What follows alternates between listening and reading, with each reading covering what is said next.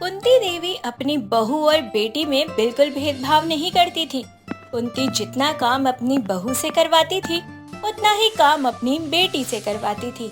ये सब देखकर कुंती की बेटी शिल्पा को बड़ा ही गुस्सा आता था।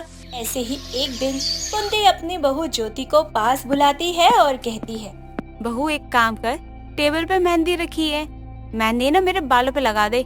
कई दिन हो गए मेहंदी नहीं लगाई बालों में। पर मम्मी आपको पता है ना, किचन में बहुत सारे बर्तन पड़े हुए हैं, पहले वो धो लूं क्या? ये बता शिल्पा क्या कर रही है? दीदी तो किसी से फोन पे बातें कर रही है, शायद उनके दोस्त का फोन आया है। अच्छा तो एक काम कर, तू बर्तन वर्तन रहने दे, तू मेरे बालों में मेहंदी लगा दे।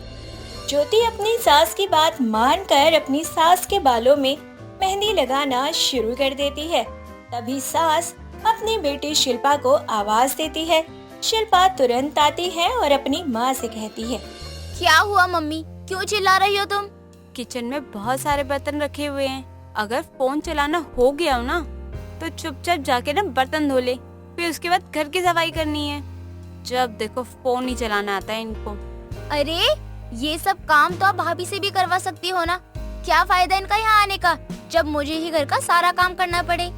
ये कोई घर की नौकरानी है क्या कि सारा काम इसी से करवाऊंगी? मैं दोनों को एक समान मानती हूँ तो एक समान ही काम करवाऊंगी दोनों से।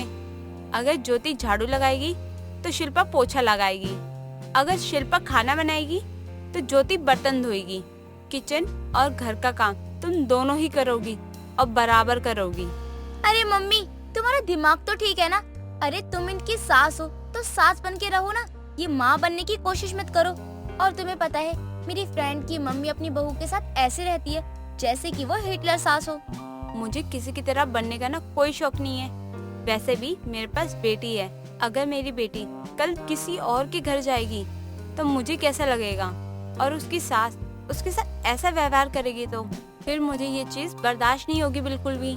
मैं भी चाहती हूँ कि मेरी बेटी वहाँ पर प्यार से रहे। अगर मैं चाहती हूँ मेरी बेटी की सास अच्छी हो तो मुझे भी एक अच्छी सास बन के रहना होगा। शिल्पा को अक्सर ही इन्हीं सभी बातों से अपने भाभी से चिढ़ हो जाया करती थी।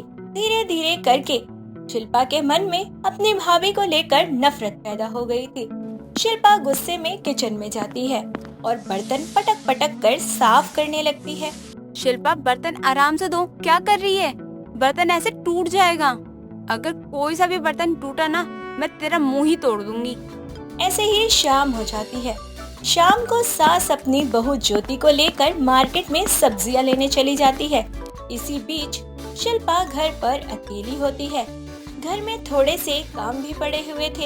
ये देखकर शिल्पा को गुस्सा आ जाता है।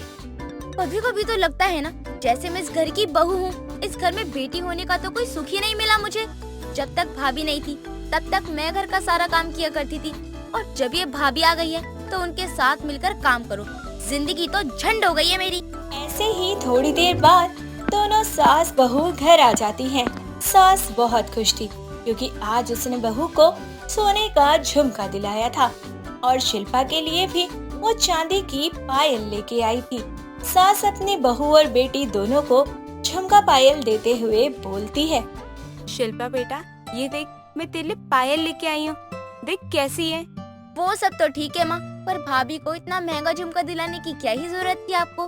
अरे जो पैसे आप इन पर खर्च करती हो वही पैसे आप मुझे दे दिया करो ना। ये तो इस घर की बहू है और एक बहू के ऊपर ऐसे फालतू के खर्च करने की ना कोई जरूरत नहीं होती है माँ। तू अपनी माँ को मत सिखा, तू अगर दूसरे घर जाएगी ना तब तेरे को पता चलेगा। कभी कभी तो लगता है ना कि ये मेरी भाभी नहीं बल्कि मेरी दुश्मन है, दुश्मन। क्या बात कर रही हो दीदी, तुम तो ऐसी बातें करती हो कभी कभी जैसे मैं तुम्हारे साथ बहुत गलत कर रही हूँ। मेरी किस्मत अच्छी है कि मुझे ऐसी सास मिली है, और तुम्हारी भी किस्मत अच्छी है कि तुम्हें ऐसी माँ मिली है जो इतनी समझदार है, जिन्हें रिश्ते निभाने की सूझबूझ है। अरे बस बस रहने दो, मुझे तुमसे बात करने में ना कोई इंटरेस्ट नहीं है। मैं अच्छे से जानती हूँ कि तुम कितनी खतरनाक हो। मन ही मन मेरे खिलाफ मेरी माँ के दिमाग में पता नहीं क्या क्या ही भरती रहती हो। ऐसे ही समय बीत जाता है। दोनों ननंद भाभी में आज तक कभी प्यार से कोई बातचीत नहीं हुई थी। दोनों शुरू से ही एक दूसरे से दूर दूर रहा करती थी। ऐसे ही सास अपनी बेटी के लिए रिश्ते देखना शुरू कर देती है। सास अपनी बेटी का रिश्ता रोहित नाम के लड़के से पक्का कर देती है और कुछ ही महीनों बाद उन दोनों की शादी करवा देती है। शिल्पा अपने ससुराल चली जाती है। ससुराल जाने के बाद शिल्पा के ससुराल में उसके साथ बहुत बुरा बर्ताव किया जाता है। शिल्पा की सास अक्सर ही अपनी बेटी का सपोर्ट किया करती थी। ऐसे ही एक दिन प्रिया सोफे पर बैठी मोबाइल चला रही होती है। इसी बीच शिल्पा की सास बबीता शिल्पा से कहती है, शिल्पा बहू, ओ शिल्पा बहू, जा मेरे लिए और मेरी बेटी के लिए चाय बना कर ले आ। वो सब तो ठीक है सासू माँ, पर आप अपनी बेटी को भी तो बोल सकती हो ना चाय बनाने के लिए। मैं देख रही हूँ वो कब से आराम से फोन चला रही हैं। अरे मेरे घर में भी मेरी भाभी रहती थी, पर फिर भी मेरी माँ मेरी भाभी और मेरे में कोई भेदभाव नहीं करती थी। लेकिन आप हो जो हमेशा ही अपनी बेटी बहू में भेदभाव करती रहती हो। अरे तो क्या हो गया, मेरी बेटी को भी तो दूसरे घर जाना है ना, और जब तक वो यहाँ पे है ना, उसे आराम मिलना चाहिए।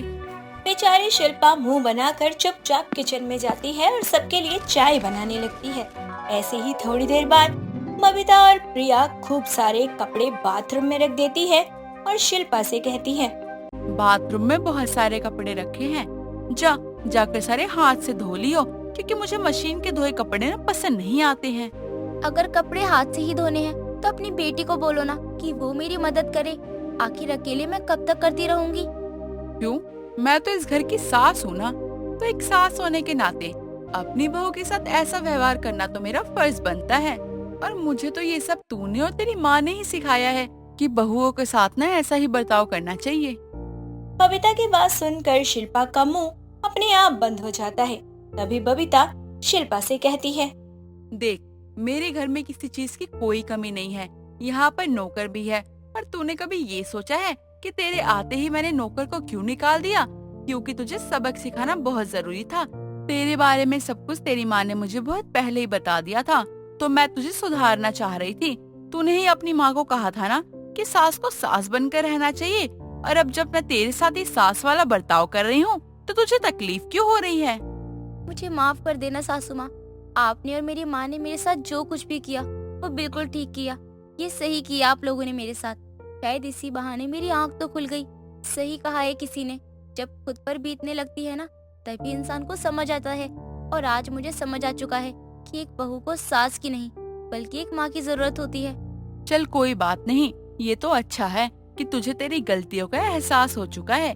इस बार तो जब भी अपने मायके जाएगी अपनी भाभी से माफी जरूर मांगियो, क्योंकि तूने उन्हें कभी भी अपनेपन का एहसास नहीं कराया है। ऐसे ही अब शिल्पा को समझ आ जाता है कि उसने अपनी भाभी के साथ जो किया वो बहुत गलत था।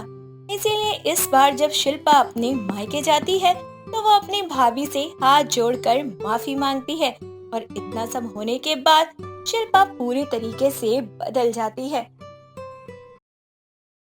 दोस्तों, अगर आपको ये कहानी पसंद आई तो इसे लाइक करें, शेयर करें और कमेंट करके बताएं कि कहानी में आपको सबसे अच्छा क्या लगा।